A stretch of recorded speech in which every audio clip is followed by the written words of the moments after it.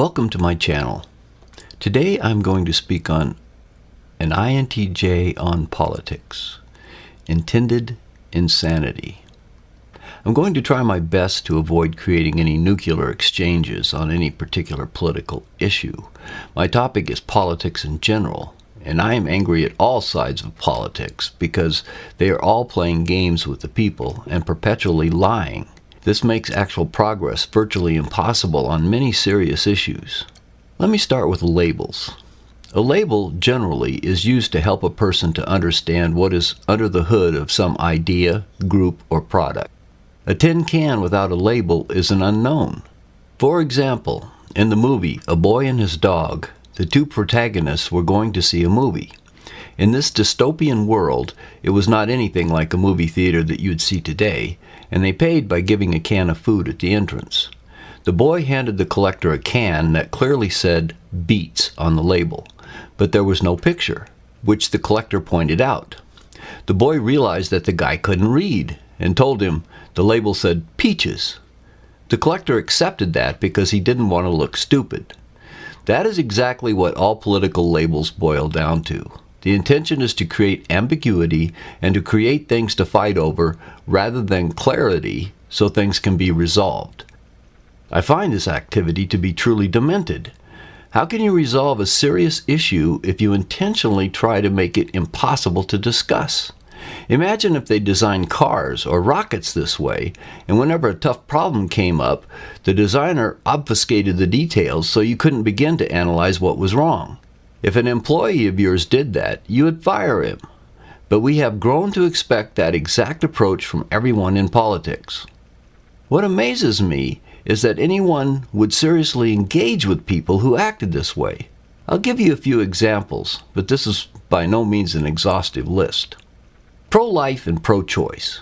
Who on earth thinks either of these labels does anything to clarify the issue that is being discussed, or more correctly, battled over? Just a moment's thought tells you that both sides have chosen to lie as their very first action. How can you take them seriously after that? Many people who say they are pro-life support the death penalty. They are not pro-life per se. In fact, if they have an infection, they take antibiotics that destroys the bacteriological life that is trying to take hold in their bodies. They're perfectly willing to terminate life under the right circumstances.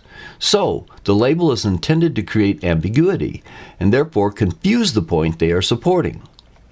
The pro-choice side is no more honest. They know that anyone who loves freedom and liberty will support the concept of allowing people to choose for themselves how they will live their lives. The most avid pro-lifer is also pro-choice generally.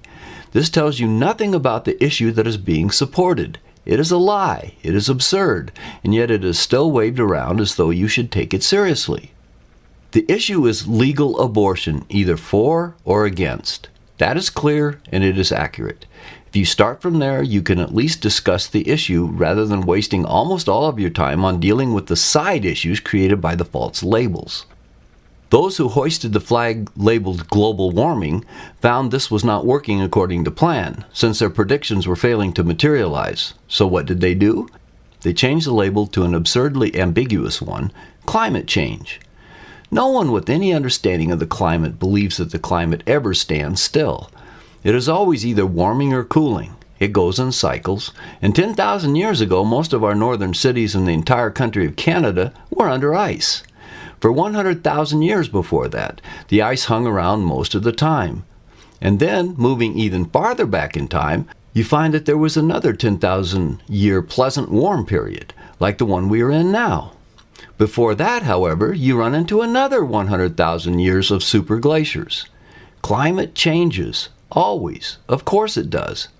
So no one is against believing in climate change. The label is nonsensical, it is ambiguous, and it is intended to make the discussion that much more difficult. Another thing that feeds into this problem is the way the news media handle all issues. They get one or more proponents of both sides, give them 5 minutes of time for them to punch each other, broken up by commercials, and call it a balanced report.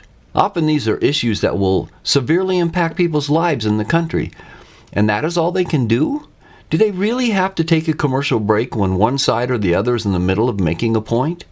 Other labels that leave you wonder what is going on are identity politics, feminists, anti-feminists, alt-right, Antifa, white supremacist, social justice warrior, moderate, liberal, right-wing, left-wing, and so on. Even worse, as if the ambiguous labels that groups select for themselves were not enough, many pejorative labels are created by opponents, so that just mentioning the label will set the mind of the listener against whomever is the target of the label. Climate alarmists and climate deniers come to mind. In politics, people fight with name-calling rather than logic, facts, and reason. Why should anyone take these people seriously? I'll mention one other area that drives me crazy. Spin doctors. Are they kidding? Spin doctors. Why not simply call them liars and be honest? These people are hired like a sophist or an attorney to take a position and defend it regardless of the facts. The purpose of such people is to distort reality so that it will appear what is true is actually false, or at least misunderstood, and the position, political candidate, or the party that is being defended are actually not at all what the facts would indicate that they are. Just like with the labels, this is intended to obfuscate the problems that exist. And they even admit that they are doing it. Everyone knows they are doing it, but they are still listened to as if what they were saying had validity. The world of politics is very much like a fun house at a carnival. You go in and nothing is as it seems. Is that wall a mirror? Is it glass? Or is it an open pathway through which you can walk? The lights are flickering and the noise is confusing you. Compare this experience with a walk in a park where there is a concrete pathway, a lake on the side, and geese swimming in it. Why can't politics be a walk in the park rather than a run through a fun house? Of course there is a reason for it. Politicians gain support and they gain power by obfuscation. They create problems to scare people with, and they make sure that these problems can never be resolved. However, they assert that if you give them more control over your life and more of your hard-earned income in the form of taxes, they will come up with the answers. Meanwhile, we grow less free and pay more taxes, and even more scary, the government borrows money on top of that, which our children will be saddled with, and nothing ever really gets fixed. No matter what happens, politicians run around like Chicken Little, screaming that a disaster is about to hit you. They obviously want you in a perpetual state of agitation and fear, so you'll need them to take care of you. It never ends. Also, politics is always relative. There are no absolutes. They use relative terms like the left, the right, and the center of the road. But they never talk about the road itself and its direction. In my lifetime, I have watched the entire road change directions, and no one who is today on the left, the middle, or the right would even show up on the road that existed when I was born. And that should make you pause and think about what is going on. If you are an INTJ, it might. However, for the majority of people, that is just too much work. As an INTJ, I despise being lied to. I value truth, and I want to know what is going on. I don't want to have to wade through phony labels, news media hacks, and spin doctors before I can get the facts to work with. Alas, I despair of ever reaching this point. Politics is built to perpetuate itself as it is. Like a life form, with its own DNA, each generation it adapts and recreates its structure with the lust for increased power forever at the heart of the game. It is amazing in a way that any society can survive for as long as many of them have before they collapse.